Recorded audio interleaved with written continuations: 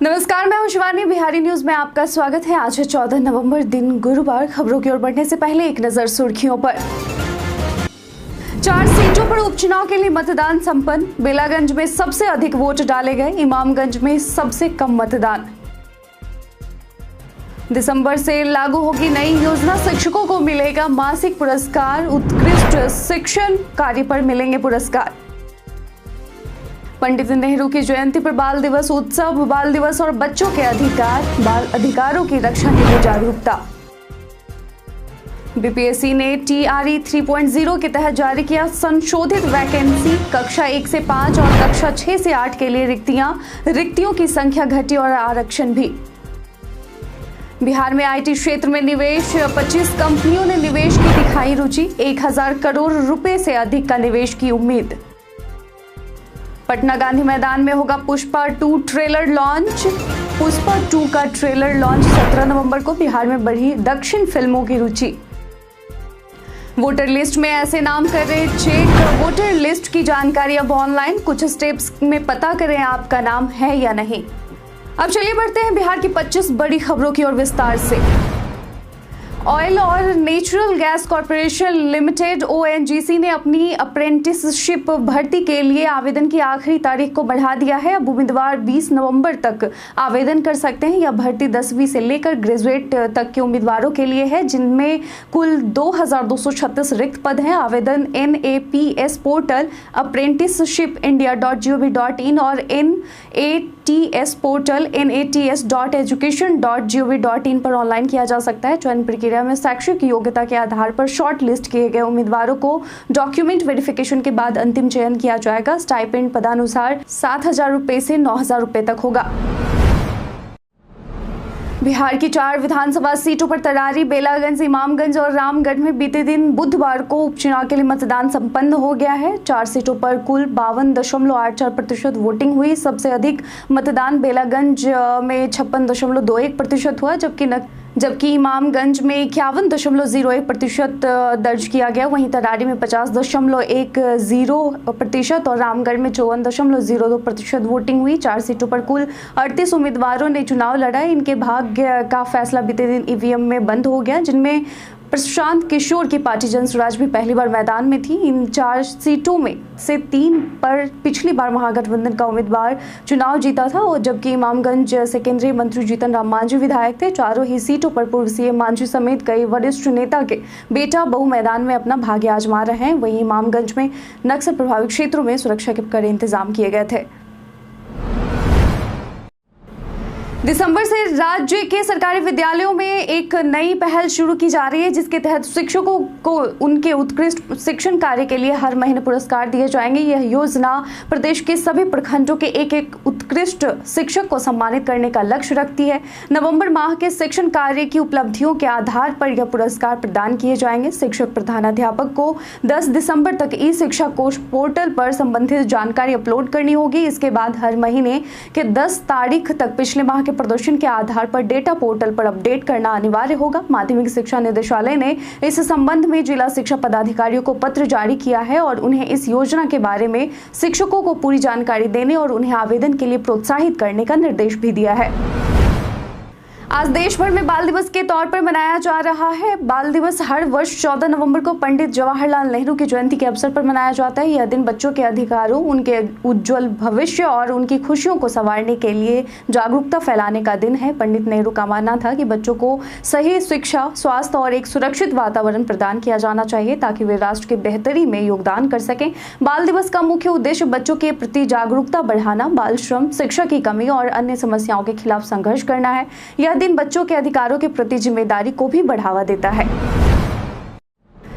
Bihari birthday special में आज हम बात करेंगे रोहिणी भाटे की। रोहिणी भाटे का जन्म आज के ही दिन 14 नवंबर 1924 को बिहार के पटना में हुआ था। वह भारत की एक प्रमुख कथक नृत्यांगना, शिक्षिका और शोधकर्ता थी। उन्होंने जयपुर और लखनऊ घराने से कथक की शिक्षा ली और 1947 में पुणे में नित्य भारती कथक नृत्य अकादमी की स्थापना की। भाटे ने सैकड़ों नर्तकियों को प्रशिक्षित किया और महाराष्ट्र में कथक को लोकप्रिय बनाया। उनकी कोरियोग्राफी जैसे कालिदास के ऋतु संहार और ऋग्वेद से उषा सूक्त बहुत प्रशंसा प्राप्त की। वे एक पुस्तक लेखिका भी थी और उनकी आत्मकथा माझी नृत्य साधना महत्वपूर्ण है। 1977 में महाराष्ट्र राज्य पुरस्कार और 2001 में कालिदास सम्मान सहित कई पुरस्कारों से उन्हें सम्मानित भी किया गया। उनका निधन 2008 में हुआ था।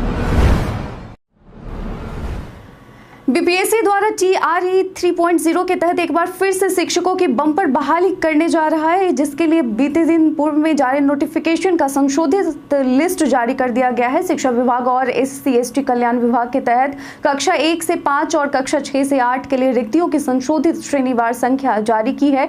जिन उम्मीदवारों ने विज्ञापन संख्या 22/2024 के तहत स्कूल शिक्षक प्रतियोगी परीक्षा TRE 3.0 के लिए आवेदन किया है, वे आधिकारिक वेबसाइट bpsc.bis.nic.in पर जाकर विस्तृत सूचना डाउनलोड कर सकते हैं। हालांकि नई वैकेंसी में अनारक्षित श्रेणी के पदों में वृद्धि और महिलाओं को अतिरिक्त लाभ मिला है। हालांकि कुल पदों में कमी आई है। कक्षा 1 से 5 के लिए 25,505 पद और कक्षा 6 से 8 के लिए 18,973 पद निर्धारित किए गए हैं। यह संशोधित सूची पहले की 65% आरक्षण नीति के बजाय 50% आरक्षण नीति पर आधारित है। फिलहाल आरक्षण बढ़ाने का मामला सुप्रीम कोर्ट में है। QR कोड, जिसे हम आज हर जगह देखते हैं, हमारे रोजमर्रा के जीवन का महत्वपूर्ण हिस्सा बन गया है। QR कोड, जिसका पूरा नाम क्विक रिस्पांस कोड है, एक डिजिटल तकनीक है जिसे 1994 में जापानी कंपनी डेंसोवेव ने विकसित किया था। यह कोड खास तौर पर तेजी से जानकारी को स्कैन और एक्सेस करने के लिए डिजाइन किया गया था। QR कोड 2D कोड होता है जो डेटा को हॉरिजॉन्टल और वर्टिकल दोनों तरीकों से स्टोर करता है। स्मार्टफोन कैमरे या QR स्कैनिंग ऐप के माध्यम से इसे आसानी से स्कैन किया जा सकता है। इसमें URL, text, email, phone number और डिजिटल पेमेंट के लिए बैंक जानकारी जैसी जानकारी शामिल होती है। बिहार को पटना और गया के बाद तीसरा इंटरनेशनल एयरपोर्ट मिलने जा रहा है, जो भागलपुर जिले के सुल्तानगंज में बनेगा। इस नए एयरपोर्ट का नाम अजगैबीनाथ के नाम पर रखा जा सकता है। बिहार सरकार ने सिविल विमानन निदेशालय को एयरपोर्ट के निर्माण के लिए 946.4 एकड़ भूमि का प्रस्ताव भेजा है, जिसमें 855 एकड़ भूमि एयरपोर्ट के लिए और 6 से अप्रोच रोड के लिए होगी। नया एयरपोर्ट 4000 मीटर लंबा और 740 मीटर चौड़ा रनवे प्रदान करेगा। यह एयरपोर्ट ट्रांसपोर्टेशन सुविधा को बढ़ाने के लिए महत्वपूर्ण साबित होगा। बिहार में शिक्षक ट्रांसफर पोस्टिंग को लेकर विवाद जारी है। शिक्षा मंत्री सुनील कुमार ने इस पर बयान दिया कि ट्रांसफर पोस्टिंग नीति शिक्षक संघ से विचार विमर्श के बाद लागू की गई है। उन्होंने कहा कि इस नीति में कोई भी व्यक्ति 100% खुश नहीं हो सकता है, लेकिन अधिकांश शिक्षक इससे सहमत हैं। महिला और पुरुष शिक्षकों के लिए अलग अलग नियम है और पति पत्नी को चॉइस पोस्टिंग दी जाएगी। मंत्री ने नियोजित शिक्षकों को मिलने वाली सुविधाओं पर भी बात की और कहा कि वे जल्द ही सरकारी सेवक बन जाएंगे। ट्रांसफर नीति में सुधार की प्रक्रिया जारी रहेगी। चंडीगढ़ में आयोजित राष्ट्रीय SME परिषद की बैठक में बिहार में IT क्षेत्र में निवेश करने के लिए 25 से अधिक कंपनियों ने रुचि दिखाई है। बिहार सरकार के सूचना प्रौद्योगिकी विभाग के विशेष सचिव अरविंद कुमार चौधरी ने बैठक में राज्य की IT नीति और निवेश के अवसरों पर चर्चा की। बिहार में इस वर्ष 1000 करोड़ रुपए से अधिक का निवेश होने की उम्मीद है। बिहार में सिंगल विंडो क्लियरेंस सिस्टम और मजबूत IT इंफ्रास्ट्रक्चर के कारण निवेशकों की रुचि लगातार बढ़ रही है, जिससे रोजगार के नए अवसर पैदा हो रहे हैं। तेलुगु अभिनेता अल्लू अर्जुन की फिल्म पुष्पा 2 द रूल का ट्रेलर 17 नवंबर को पटना के गांधी मैदान में लॉन्च होगा। इस अवसर पर फिल्म की अभिनेत्री रश्मिका मंदाना और टीम के अन्य सदस्य भी मौजूद रहेंगे। ट्रेलर लॉन्चिंग में बड़ी संख्या में दर्शकों की उम्मीद है। अल्लू अर्जुन ने इस सूचना को अपने एक्स हैंडल पर साझा किया है, जबकि टी सीरीज ने भी इसे सार्वजनिक किया है। बिहार में दक्षिण भारतीय फिल्म इंडस्ट्री की रुचि बढ़ी है, खासकर फिल्म नीति के बाद, जिससे यहाँ के फिल्म प्रेमियों को बेहतर अवसर मिल रहे हैं। अगर आप यह जानना चाहते हैं कि पिछले विधानसभा चुनाव में आपका नाम वोटर लिस्ट में था, इस बार नाम है या नहीं, तो आप घर बैठे बहुत आसानी से यह चेक कर सकते हैं। इसके लिए आपको राष्ट्रीय मतदाता सेवा पोर्टल www.nvsp.in पर जाना होगा। वहां आपको सर्च बॉक्स में अपनी जानकारी जैसे नाम, पिता या पति का नाम, उम्र या राज्य, जिला आदि डालकर या अपना मतदाता पहचान पत्र नंबर दर्ज करके आसानी से आप अपना नाम चेक कर सकते हैं। यदि आपका मोबाइल नंबर वोटर कार्ड से लिंक है तो नंबर दर्ज करके भी चेक कर सकते हैं। जानकारी दर्ज करने के बाद सर्च पर क्लिक करें तो आपको नीचे जानकारी दिख जाएगी।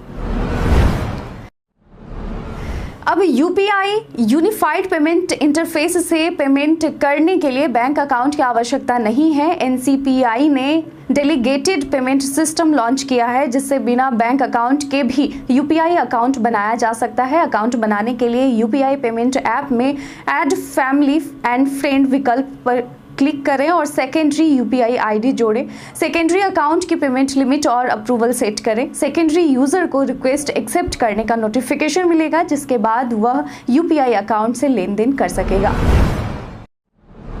निगरानी विभाग ने एक बड़ी कार्रवाई में नालंदा के सिला प्रखंड के बीसीओ यानी प्रखंड सहकारिता पदाधिकारी को रिश्वत लेते गिरफ्तार किया है। बीसीओ ने पैक्स चुनाव के मतदाता सूची में 14 फर्जी नाम काटने के बदले 50,000 रुपए की रिश्वत मांगी थी। पैक्स अध्यक्ष अमन कुमार निक्कू ने इसकी शिकायत निगरानी विभाग से की, जिसके बाद जांच में रिश्वत की मांग सही पाई गई। बिहार शरीफ के 17 नंबर मोड़ पर बीसीओ लग्जरी कार से रुपए लेने पहुंचे थे, जहां उन्हें गिरफ्तार कर लिया गया। इस कार्रवाई से निगरानी विभाग को बड़ी सफलता मिली है।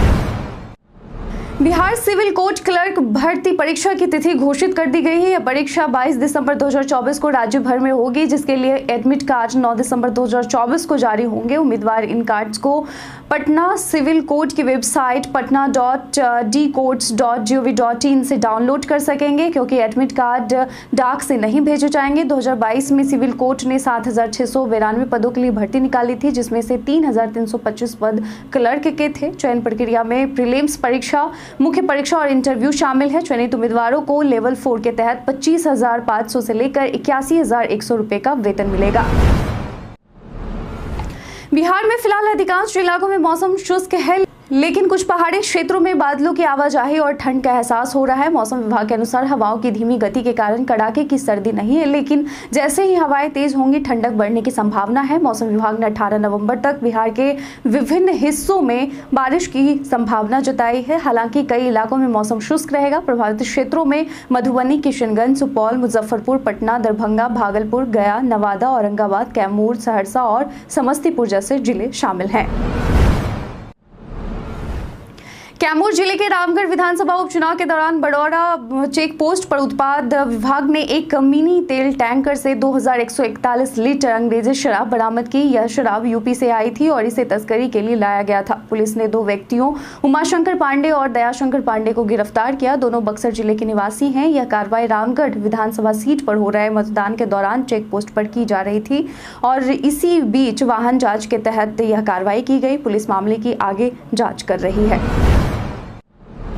भोजपुरी एक्ट्रेस अक्षरा सिंह को 50 लाख की रंगदारी मांगने और जान से मारने की धमकी मिलने के बाद पुलिस ने एक आरोपी को गिरफ्तार किया है। आरोपी को भोजपुर जिले के कटरिया गांव से पकड़ा गया और पटना लाया गया। अक्षरा सिंह के पिता ने मामले में दानापुर थाने में एफआईआर दर्ज कराई थी, जिसमें बताया गया कि फोन करने वाले ने गाली गलौज करते हुए रंगदारी की मांग की और 2 दिन के भीतर पैसे नहीं देने पर जान से मारने की धमकी भी दी। पुलिस अब आरोपी से पूछताछ कर मामले की जाँच कर रही है।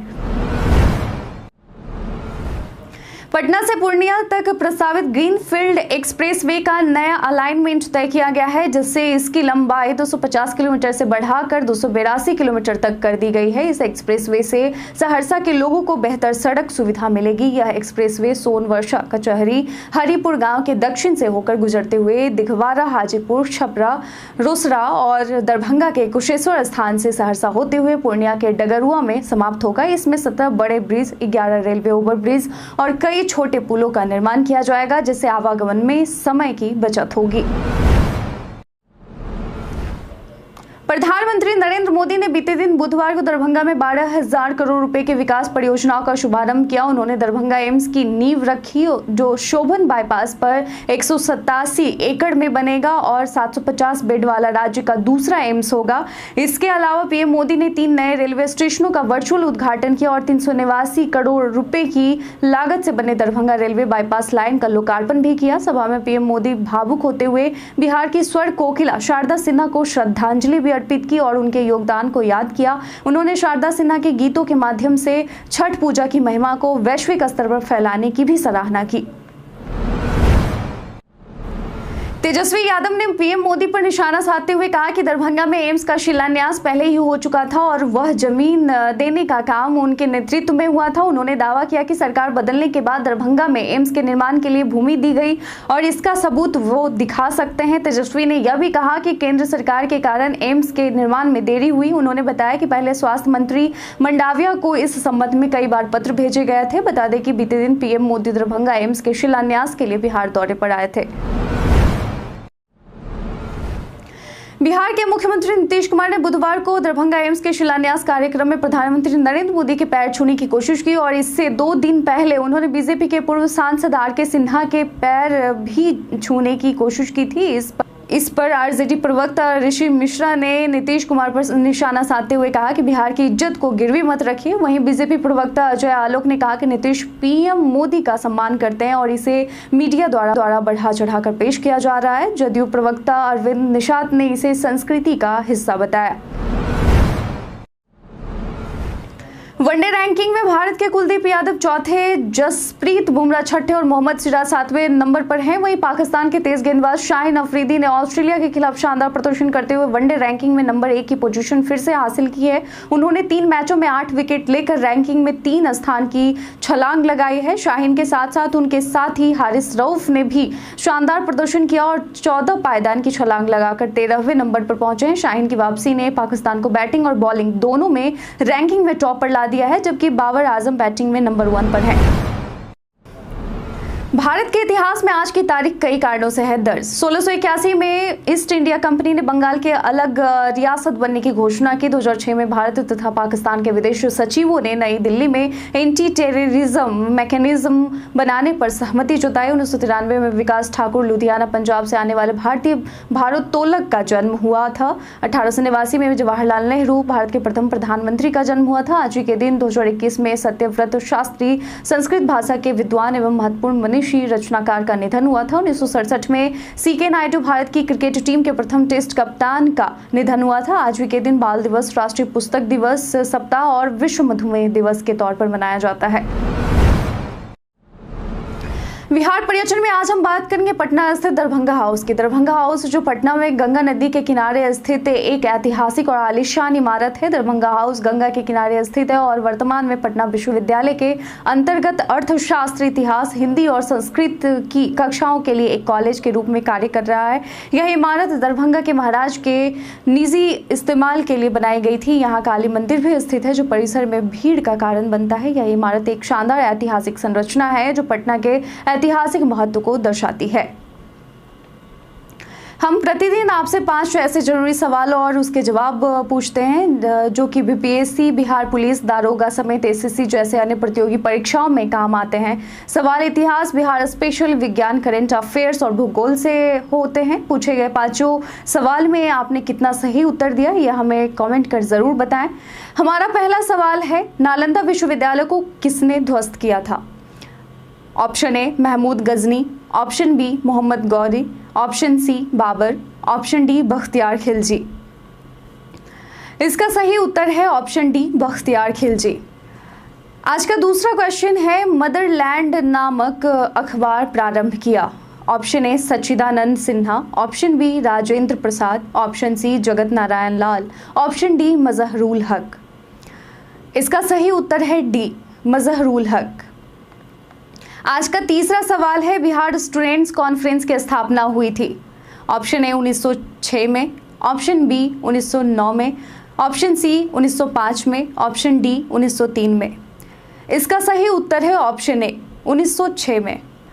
आज का चौथा सवाल है, अंतरिक्ष अभ्यास 2024 का उद्घाटन कहाँ किया गया? Option A Chennai, option B New Delhi, option C Hyderabad, option D Bhopal. इसका सही उत्तर है ऑप्शन बी नई दिल्ली। आज का पांचवा और आखिरी सवाल है, हाल ही में किस अफ्रीकी देश ने मारबर्ग वायरस के प्रकोप की सूचना दी है? Option A Tanzania, option B Kenya, option C Somalia, option D Rwanda. इसका सही उत्तर है ऑप्शन डी रवांडा। बीते दिन हमारे द्वारा पूछे गए सवाल का आप लोगों में से बहुत लोगों ने अपना जवाब में कमेंट सेक्शन में लिख कर दिया था। जिन्होंने पूछे गए सवाल का जवाब दिया है उनके नाम है मोतीलाल कुमार, मुन्ना प्रसाद, छोटू राजा, अब्दुल मनन, नुन्नू कुमार गोलू, वेद प्रकाश, खुशी शर्मा, घनश्याम कुमार, संजीव कुमार और धीरज कुमार। इसके साथ ही बढ़ते हैं आज के सवाल की ओर। आज का सवाल है कि बिहार सरकार को किस क्षेत्र में सबसे ज्यादा ध्यान देने की जरूरत है।